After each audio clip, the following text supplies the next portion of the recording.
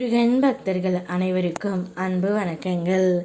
என் அன்பு குழந்தையே, ஒரு நபரால் உனக்கு ஆபத்து வந்து கொண்டு இருக்கின்றது.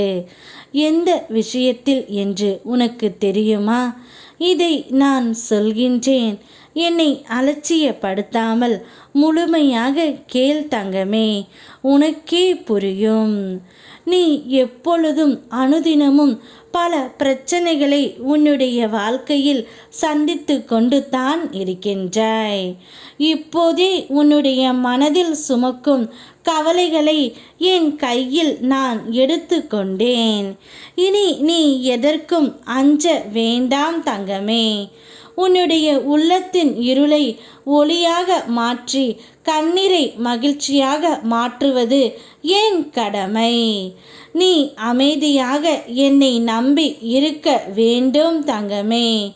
உன்னுடைய பாரங்களை நான் குறைத்து உன் வாழ்க்கை பாதையை இலகுவாக நடத்துகின்றேன். உன் இதயத்தில் என்மேல் பக்தி வைப்பதும் உன் உள்ளத்தில் உறுதியை விதைப்பதும் நானே. என்மேல் வைத்திருக்கும் நம்பிக்கை உன்னை என்றும் காப்பாற்றும் தங்கமே. நீ விரும்பி கேட்டதை உடனே நான் தரவில்லை என்றால் அதற்கு பின்னால் என்னுடைய அருள் நிச்சயம் மறைந்து இருக்கும் என்பதை நினைவில் வைத்துக்கொள். நான் தரும்பொழுது உனக்கு 100 நன்மைகள் கிடைக்கும். ஆனால் நான் மறுக்கும் பொழுது அது 200 நன்மைகளை தரும். நீ புரியாத பாதையை நான் முன்னரே அறிந்தவன். உன்னுடைய செயல்களை நான் என்றும் உனக்காகவே பாதுகாப்பவன். உனக்கு இந்த ஒரு நபரால் எப்போதும் பிரச்சனையும் ஆபத்தும் வந்து கொண்டு இருக்கின்றது. கணவன் மனைவி ஒற்றுமை என்பது நிலைத்திருக்கும்படியாக நான் எப்போது செய்தாலும் உன் துணையின் வீட்டில் உள்ளவர்களால் உங்கள் இருவருக்குமே பிரச்சனை அடிக்கடி வருகின்றது தங்கமே. நீங்கள் இருவரும் ஒன்றாக வாழ்ந்தாலும் ஏதாவது ஒரு சந்தர்ப்பத்தால் உன் துணையின் வீட்டில் உள்ளவர்கள் உங்கள் குடும்பத்தில் தலையிட்டு அது மிக பெரிய ஆபத்தாகவே விளைவிக்கின்றார்கள். ஒரு கட்டத்தில் உங்கள் இருவருக்குமே சண்டை அதிகமாகி விடுகின்றது.